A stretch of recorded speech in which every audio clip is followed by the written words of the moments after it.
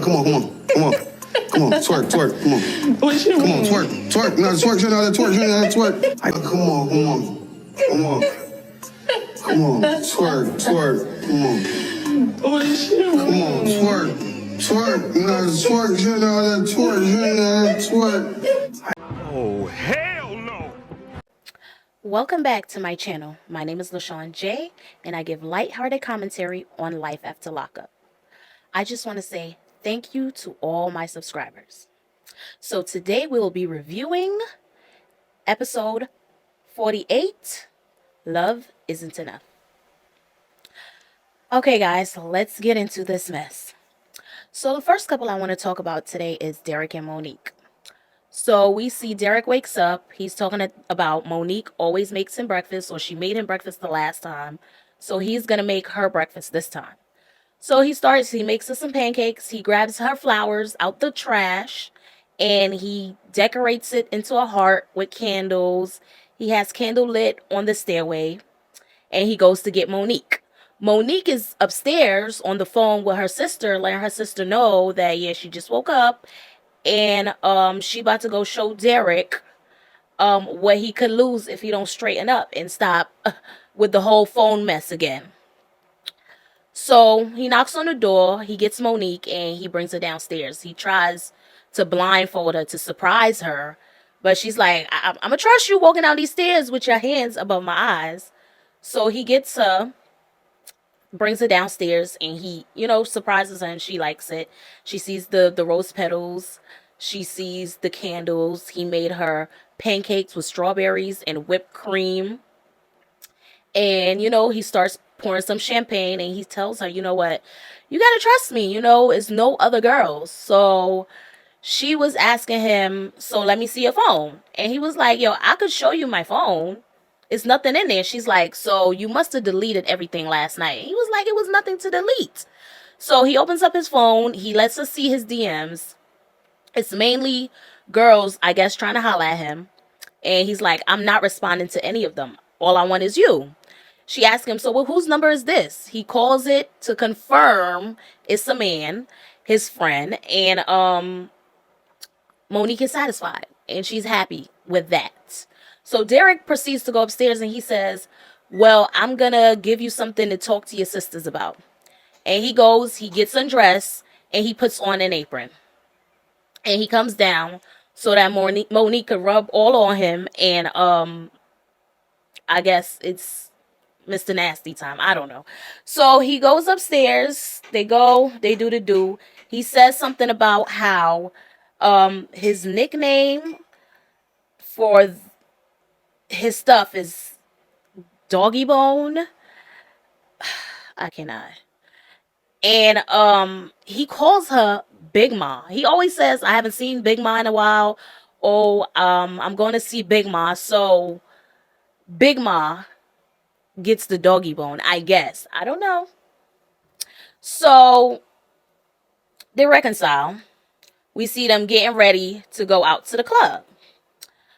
And she's all dressed up. He's all dressed up. They're about to get in the cab. And he's like, come on, show me something. Twerk for me. Twerk for me. That scene was the most hilarious ever. Monique trying to twerk. I cannot. WeTV is too much. So they head over to the club. While they're in the cab, Monique's sister calls her. And she's like, so what's going on? And she's like, well, me and Derek are headed off to the club. And she's like, the club? Hold up, you just told me people was calling his phone at 4 o'clock in the morning. And he's sleeping downstairs and he has to leave the next day. Remember, this is what she probably called her sister and told her sister, oh, he about to leave. He better book his flight so he could go because I'm not about to deal with this. Because that's what she said to him. You could spend the night, but you got to leave tomorrow. So her sister was type confused when her sister's hearing that they're headed off to the club. So Monique proceeds to say that her sister think that Derek is only here to come and meet women and go to the club and hang out with women, stuff like that. They always think the worst about Derek, so it's whatever at this point. So Derek yells, can we live? Let us live. Let us live.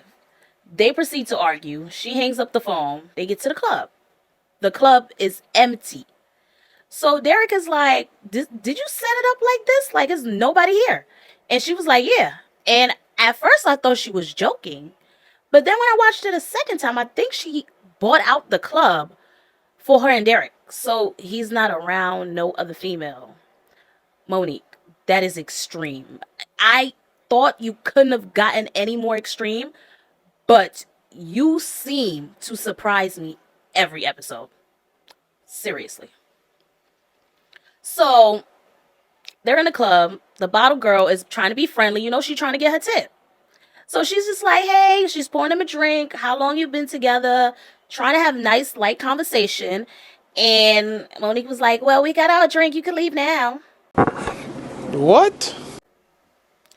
So then they were taking pictures. And the bottle girl comes, you know, hops in the picture. Can I take a picture with y'all? Monique was like, you can take a picture of us. Okay, Monique, y'all going out on tour at this point. Y'all are everywhere on the news. Y'all doing interviews everywhere. I'm pretty sure y'all should start getting used to people want to take pictures with y'all, and people not wanting Derek. Everybody don't want your man. Get that through your head. Everybody does not want your man. Okay? So she took a couple pictures. The bottle girl took a couple pictures of Derek and Monique, and she left because she saw Monique probably was having an attitude for no reason. It's only the two of y'all in the club. She has nothing else to do. What is there else to do? She has nothing else to do. She's trying to serve the only two customers and the people who's going to give her the tips. If you didn't buy out the club, maybe she could have worked the room. But it's no room to work. It's just y'all. So what do you expect? The bottle girls are going to be in y'all face. Like, you shouldn't have bought out the club. So the next scene we see Derek. He's exercising. And they're about to get the kitchen together because Monique's sisters are coming over. So Derek comes in the kitchen and he's just started, I don't know how this popped up in his head. He was like, remember when I was in prison and you told me you was going to give me a threesome? What happened to that? And Monique was like, yeah, I did say that, but that was before all the cheating. He was like, but I mean, you told me you was going to do it. Now I want you to do it. So, and she was like, yeah, it's not happening. What if I want a threesome with two guys? And he was like, that's definitely not happening. So Derek wants a threesome with Monique. Me personally, I don't think Derek could even handle Monique. How do you want two Moniques? You want two Moniques? If you like it, I love it. Anyways, so the sisters come over and they're talking to Derek. She introduced everybody. She was like, you know her. This is Tracy, another friend. So, one of the sisters, I can't remember her name, Calandra, craziest names. Monique, the only one who has a regular name out of all of them. So she asked, so what's going on with your sisters? Where your sisters at? They coming? Because they keep texting me and DMing me, telling me that they're going to be here. They're going to be here. So what's going on? What's up with that? He was like, nope, it's just me. I came by myself. My sisters are not coming. It's just me. Then we hear a knock on the door. So somebody's coming. It might not be Derek's sisters. It might be somebody else, but who knows? Somebody is definitely going to be coming. So the next couple I want to talk about today is Taylor and Chance. Oh my goodness. I'm so sick of Chance. Chance is such a piece of crap. And I feel so bad for Taylor because she could do so much better. And hopefully through this experience, she smartens up and she just dump him and leave him by the wayside. Because she could do bad all by herself, okay? She could do bad by herself. You don't need somebody else to be making you go through muck. You could go through that by yourself. It'll be way easier with you going through it by yourself. So we see Taylor getting ready. She's about to go hang out with her sister Bobby. She's packing up the stuff. Chance is nagging. What time are you coming back? How long are you going to be? Da-da-da. Taylor's like, look, I'm taking the baby with us and you can watch the girls. But you cannot have company because you're watching the girls. And you can't go nowhere. You can't do nothing. So he was like, okay, mom. Any more else rules that you can tell me? So Taylor leaves and she takes the baby and she goes with her sister. And they go to have something to eat. They're sitting down talking, and Bobby's looking at her and she's like, you do not look good. You look sad. You look depressed. You look drained. What's going on? You look like the life is being sucked out of you. And that's what Chance is. He's like a vampire sucking the life out of her slowly. If she don't get away from this man, he will destroy her piece by piece. So she's like, I'm stressed out. She starts telling Bobby about all the women that Chance is talking to in his DMs, and she has the baby all the time. He doesn't help out with not cleaning, not cooking, not doing anything. And she's just stressed out and drained. It's taking a toll on her. And Bobby's just like, when is enough gonna be enough? Like, it's time you leave this man alone. He's pushing the limit more and more and more every day. Just leave him alone. But you know what? Not Taylor, because she says she loves him. She does love him, and she does want to try to make it work. So the next thing we see, Chance goes to work because Taylor doesn't know he's been laid off of his job, the one he had since the season started. Okay. So Taylor doesn't know he's been laid off, and he's going to work. And she's like, she's been trying to call him. He's not answering the phone. And she started tracking him. Bobby comes over and she lets Bobby know, hey, I've been tracking him. He's been making a couple stops. I don't know what's going on. And I already feel like he's cheating through all these text messages and everything that I'm seeing. So what am I supposed to do? Bobby was like, let's go track him. Let's go follow him. Let's go find out and see what he's doing. Meanwhile, Chance is doing like a Uber Eats job where, or what is it called? Is it called Uber Eats? It's like a Uber Eats, or he's doing grocery deliveries. He goes, he picks up the groceries and he delivers it to the houses. So basically he picks up a side hustle. And he also calls somebody on the phone. And he's meeting up with them around 7. Mind you, I really think it's Tanya he about to meet up with. But so he calls somebody. He's about to meet up with them as soon as he's done his deliveries. And as we see a little clip, he's going to be meeting up with them at the casino. So you picked up a side hustle to support your gambling habit. So, yeah. Bobby and Taylor finds a babysitter. And they hop in a car. And they go track Chance down. And Bobby was like, just don't let him keep getting away with this. You cannot keep letting him get away with this. You cannot keep letting him do this to you. And Taylor's just like, when I see him, I'm going to kick him in the nuts. And I'm like, that's as mad as you're going to get, Taylor? You're going to have to get a little bit madder with Chance. Like, break a window or something. Matter of fact. Anyways, so they go out to spy on Chance. And Chance is out having a good time.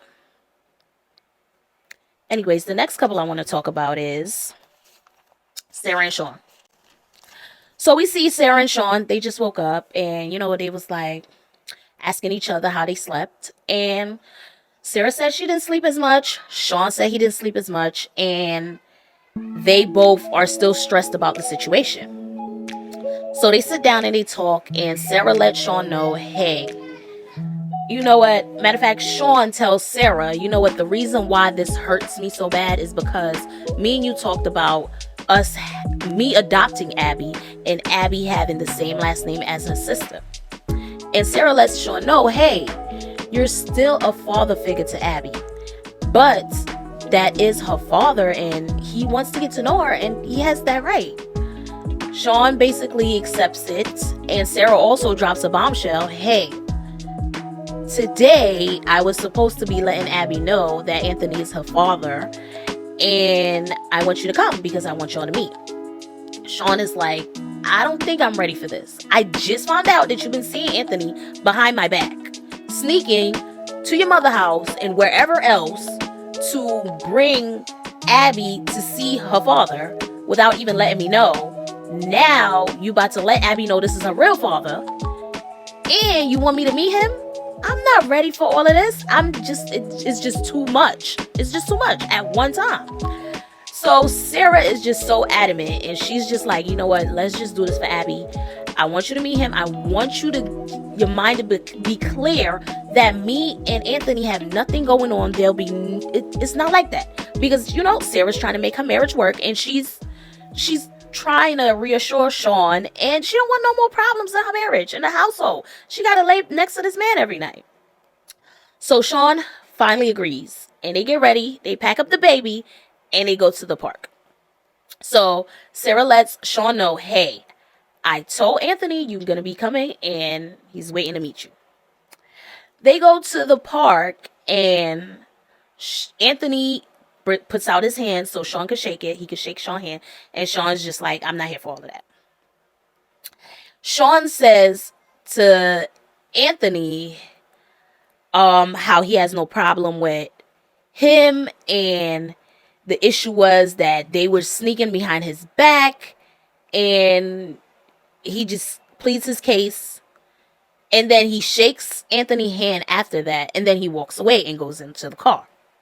When Sean and Sarah pulled up to the parking lot, though, Anthony was like, my first impression of Sean is like, he is old, and this is not even Sarah's type. So he's already looking at Sean like this. So Sean goes to the car, and Sean is just like breaking down, because he's just like, I really thought I was going to come here and something was going to be wrong. He would be probably back on drugs. He wouldn't look as good. Something would be wrong where I wouldn't feel like my family is at jeopardy, or I wouldn't feel threatened by him. But this is not the case. And, I've kind of feel threatened by him coming back into Abby and Sarah's life. Meanwhile, Sarah's talking to Anthony, and Anthony is pissed. He was like, you know what?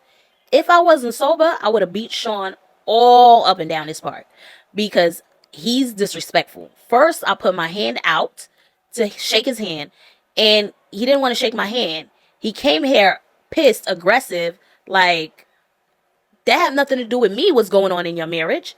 That I'm here to see my child. That's it. So Sarah's trying to calm him down. She was like, you know what? Calm down. We're all doing this for Abby. Let's not forget the kid in the middle of all of this.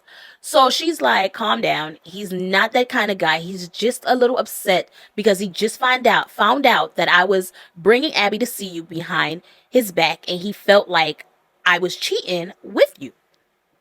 Even though that's not the case, that's how he felt, and that's what he thought, and he's just trying to process everything that's going on right now. So just please relax. Anthony's just like, I don't like him. I don't like him. Just not shaking my hand, even though he shook my hand after. And Anthony could have been an a-hole and not shook Sean's hand after that whole incident, the way he approached him. But he still was respectful and shook his hand after. So kudos to Anthony for that. So Sean comes back out the car, and he goes back to Anthony and him. And Anthony is just like, I hope this man is not about to come with more aggressive bullshit, because I'm not here for it. So he comes back out, and he lets him know, hey, look, I just want to apologize for the way I just acted. It's just that it's a lot coming at me at one time. And Anthony's just like, look, I know that you think me and her was doing something, but we're not doing anything. This have nothing to do with your marriage. Has nothing to do with your marriage. I just want to be a father to my daughter, and that's it. And then he proceeds to say, if I wanted Sarah, I could have had Sarah. If I really wanted her. Damn! And Sean's looking like, what? Sarah's like, what? So Sarah quicks and she jumps in like, me and you already had this conversation, Anthony. Are you stupid or something? I'm as stupid as a stupid does. You know, I am married. We have a baby together. There's no chance of that.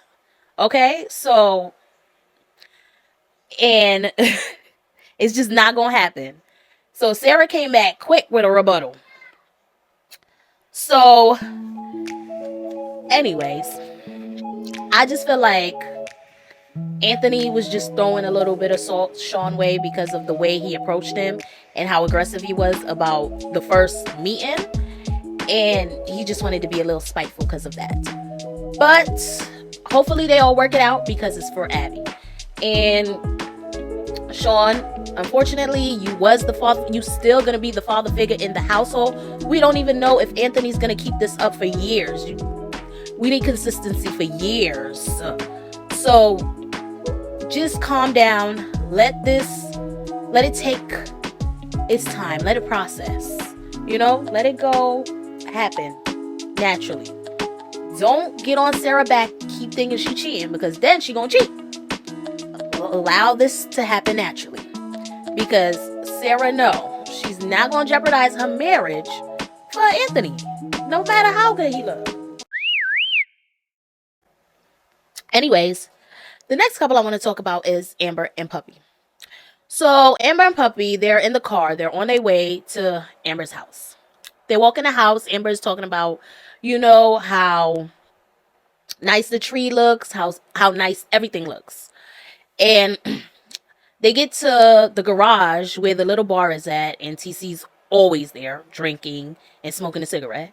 And they get there, and Puppy walks in. Emma walks in. She looks uncomfortable at first. Puppy looks uncomfortable, and TC looks at her and was like, the first thing you say to me is, that's a nice mother tree, TC. And everybody looked around, and then they looked at his face and started laughing because he was joking. At first, I thought he was serious. Like, what? That's rude. But he was joking, and he was just telling her, yeah, And she was like, yeah, that's a nice tree. I told her it's a nice tree. And it's real, too. He was like, yeah, I don't do the fakes. So, Amber had to pee. Amber goes to the bathroom, leaves Puppy and TC talking. Now, Puppy starts asking TC some questions because you know what? She's trying to get to know TC. She wants her and TC to get along because they have somebody in common, which is Amber. So she asked him, so how's everything going? And, she tells him, I'm just trying to get my life together. And TC's just like, you know what? Change is hard. Change is hard. You good here. You cool with me. Once you just leave all that other stuff back there. Don't bring it to this house. Just leave it back there. So she was like, yeah, I'm just trying to get my life together. Her and Eric is broken up now. So they cool now. And she was like, you know what? Amber's really trying to get this bar. And she was like, I don't think this is a good idea. TC was like, I don't think this is a good idea either. Because Amber is an alcoholic. And he just flat out said it like that. I mean, we all was thinking it, but you said it.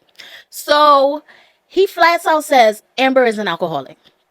And Puppy's asking him, so have you been able to talk to her about it? And he's just like, I can't talk to her about it because she's really hard to approach with certain conversations. She's very confrontational and stuff like that. So meanwhile, while they're talking, Amber walks in, and I think Amber heard part of this conversation because she walks in very aggressive and she immediately starts going in.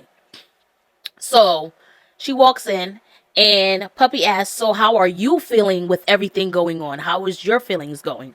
And TC says, I don't really talk about my feelings. And then Amber's like, yeah, you don't talk about nothing. You talk about nothing. You cannot talk about anything. So Puppy's like, so do you feel like you have a drinking problem? And Amber starts saying, well, yeah, you want to talk about a drinking problem? When I heard it was either me or the baby, I did start turning to liquor because I didn't want to feel anymore. I didn't want to feel that hurt. TC wasn't there for me. He was just numb to everything. He didn't talk about it. He didn't say anything. So I wanted to be numb too. She starts going in on TC saying, look, let me tell you something. I went to terminate this pregnancy on a Tuesday. You didn't come with me. I went by myself. When I came back, me and you got in an argument because you blamed me. Then I had 10 appointments, follow-up appointments after that. And you did not make it to not one appointment. You literally saw me after the surgery, sitting down crying, and you just looked at me and didn't do anything. You didn't do anything. You didn't say anything. Nothing. And TC was just screaming like, I didn't know what to do. I didn't know what to do. She's like, you could have held me. You could have said, baby, it's okay. Baby, I understand. Something, no affection. And I was just like, wow, that's a lot for him to not hold her or just console her in no way and not even talk about the situation after that. This is probably why she drinks so much. She gained all this weight. It's just so much for her right now. And she just walks off and leaves. Puppy says, you know what, I apologize. I didn't really come here to start anything. I didn't even think this was going to start a problem, basically. She's just like, hold up, I was just asking a question. Everybody around here is just so sensitive and just in their feelings. She didn't know that. So she was like, you know what, you need to hold her and don't let her feel alone. And he was like, look, I can't deal with it. I can't deal with it. And she was like, I'm leaving. I apologize. She walks out. He says, don't worry about it. This happens every day. And he's just so nonchalant about it. And it's like, does he really love Amber? Like, Amber's trying to fight for the relationship when she was arguing with Puffy at the gym. But to see that interaction and to see just the way he's so cold to her, it's like they're just homies. Like, they're two homies. And one of the homies started crying and he didn't know what to do. And he just stayed, just look at his homie. Like, this is your girlfriend. You and her are living in a house together. Y'all are in a relationship. So how do you just see her cry and not try to console her? Not one bit. That's just weird to me. It's like, it seems like he's tuned out of the relationship. It does not seem like he wants to be there. He doesn't want to deal with Amber and her mental issues and her depression throughout this process, this difficult process. That's something very difficult that she did, and he doesn't want to deal with it. And that shows that he's not right for you. Amber, you need to move on. You need to let him go, because this is not right for you. This is mentally going to torture you. You're in a relationship with somebody who cannot give you the affection that you want, then you just going to have to let it go, because it's not right. You're going to be miserable every day, and you're going to drink more and more and more every day. So you're going to have the issue of the baby, plus TC, plus, whatever other issues you have on that. From day to day, that's just a lot. My opinion. I think she needs to let TC go. Whatever she's fighting for with TC, it's not going to work, because he's tuned out. He's just not going to give her the affection she wants. He treats her like she's just a roommate and no love, no affection, nothing there. So, in my opinion, she needs to let it go. Take a note out of Puppy book and let it go. Anyways, the next couple I want to talk about is Lindsay and Blaine. So, we saw the last episode, Lindsay broke down and she's punching the garage door and she's going crazy. She runs into the house, closes herself in a room, and she's crying because she feels like nobody's helping her. Blaine is like pissed, hurt, and offended at the same time, because I felt pissed, hurt, and offended for him. He said that he's been pulling more than his weight around here. He's been doing what he was supposed to do. And now it's time for Lindsay to pull her weight. And now she's feeling stressed out. So Lindsay has a bad day. And she goes and takes it out on Blaine. Mind you, this man just took you paintballing, you and your daughter paintballing, because he knows you've been working. You even asked him who's paying, and he said he was going to pay. He knows you've been working. He knows you're stressed out, and he tries to do something fun. He tried to do something where y'all could spend time with each other, all of y'all, even your daughter included, to spend time with each other. And just because your teenage daughter gave you a little attitude and you're a little stressed out from work, you decided, I'm just going to take it out on the person that is closest to me, and that is Blaine. Got to say, in all honesty, it's the biggest piece of dog shit. He needs to leave your ass, because Lindsay always looking for a problem. She looked for a problem with Scott. She looked for a problem with, what's that other guy name? The other one. She's always Andre. I can't remember his name. Dante. I think his name is Dante. She looked for a problem with Dante, and now she's looking for a problem with Blaine. She calls her sponsor on the phone, and she tells her sponsor she's having a real stressful day. She feels like nobody's helping her with anything. Why do you need so much help, Lindsay? I don't understand. Why do you need so much help when you have all the help in the world? You don't take care of your daughter because your daughter lives with your mother, and she's been living with her forever now. It's like you popped her out and gave her to your mother. You have Blaine, who's helping you with everything. He's helping you move. He's helping you when he can financially. He's helping you with your mental stability. He's being a good boyfriend to you. How much more do you need? You need him to come to work with you too and help you with them shifts? Like, I don't understand. How much more help do you need? So she tells her sponsor that she's doing everything and she has no help. The sponsor tells her, you need to relax, and it's not fair that you're doing everything and you have no help. So once in her life, she has to pay bills, because when she was with Scott, he paid all the bills and Lindsay did nothing. When she was with Dante, he paid mostly everything and Lindsay did nothing. So now, once in your life, you have some sort of responsibility, and now it's just so much that you're breaking down, like regular day responsibility, like not even anything crazy.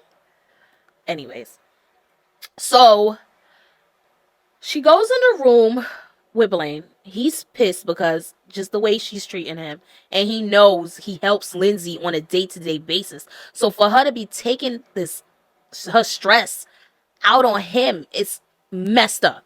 Seriously, he needs to leave her. So she gets in there and she starts confronting him about what he does and what he doesn't do. He gets pissed and he was like, you know what? I'm leaving. He packs a bag and he decides to leave. She was like, you better not leave with my car, because I'm going to call the cops on you. So you don't want him no more because he's not pulling his weight, but you don't want him to leave. Okay.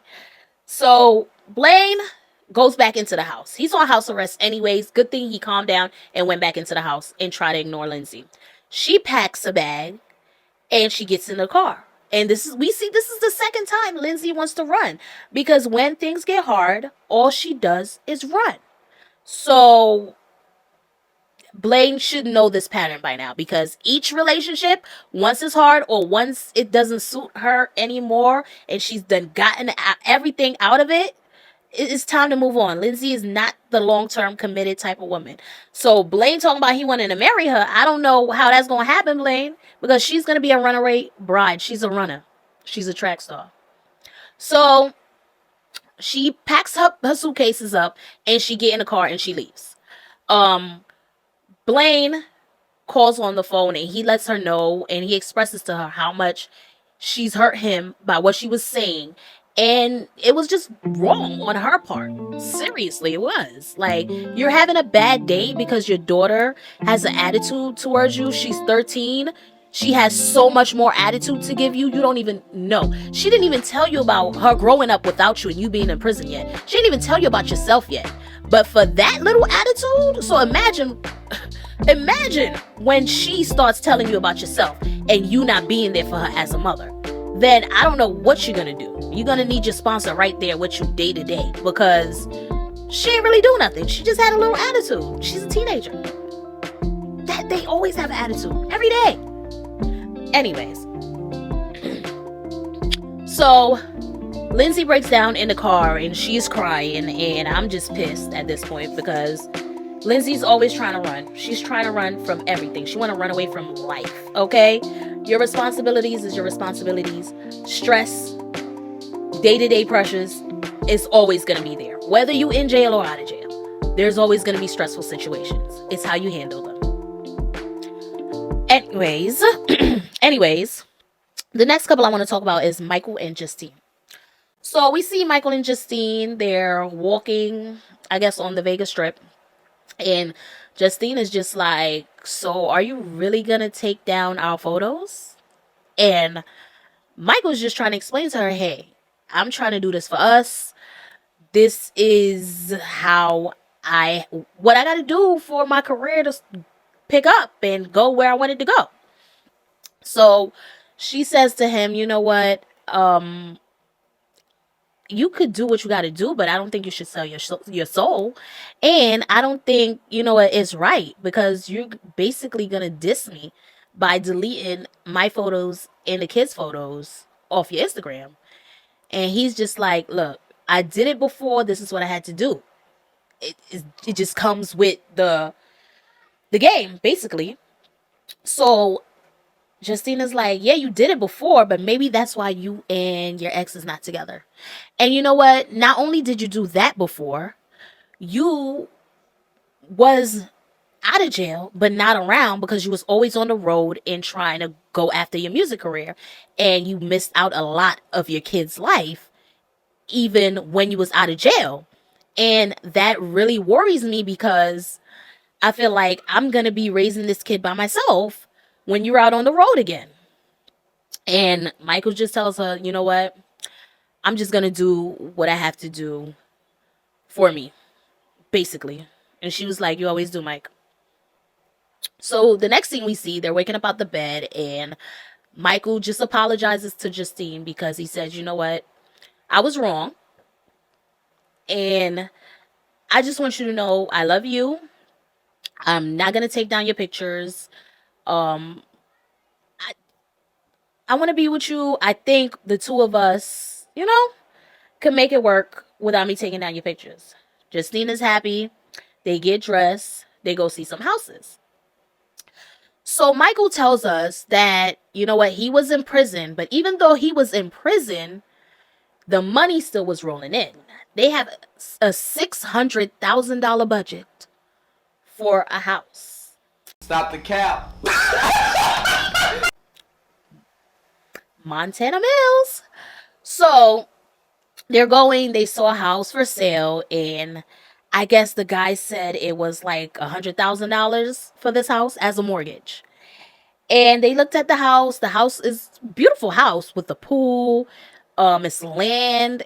It's everything. And Justine really wants the house. And Michael's like, this is way off budget. Okay? We already have a set limit. I'm not trying to live paycheck to paycheck because, his main source of income is his sneakers, because it said his sneaker line was going crazy while he was in prison. His music, he had royalties from his music.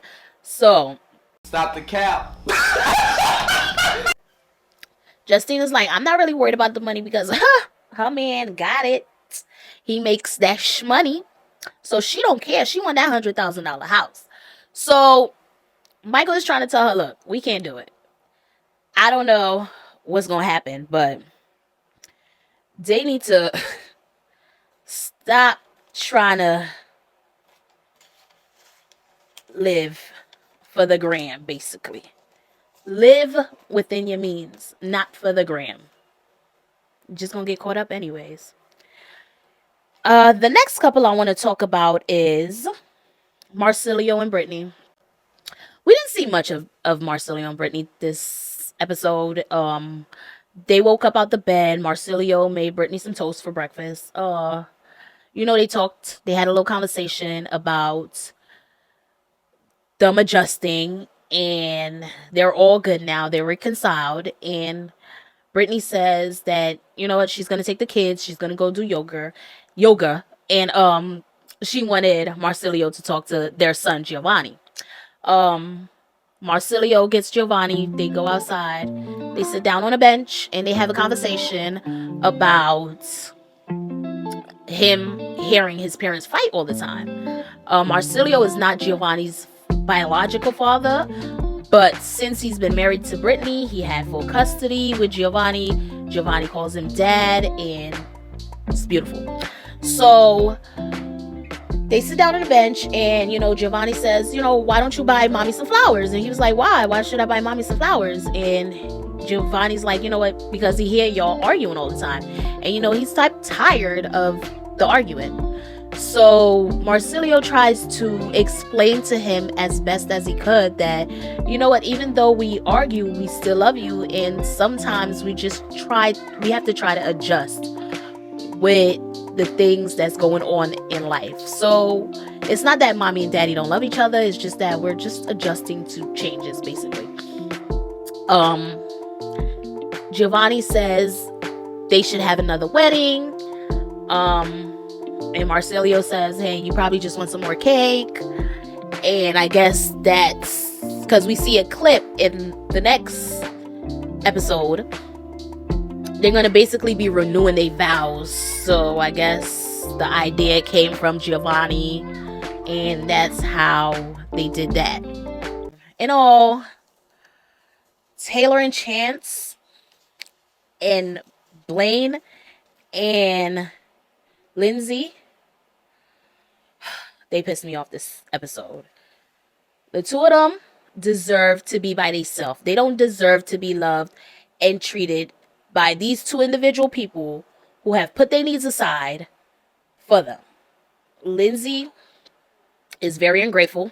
Chance is very ungrateful. And they both have partners who are very people-pleasing and love them dearly. But hopefully, Lindsay starts acting right because her attitude just don't like it. And Taylor, I hope you kick Chance to the curb.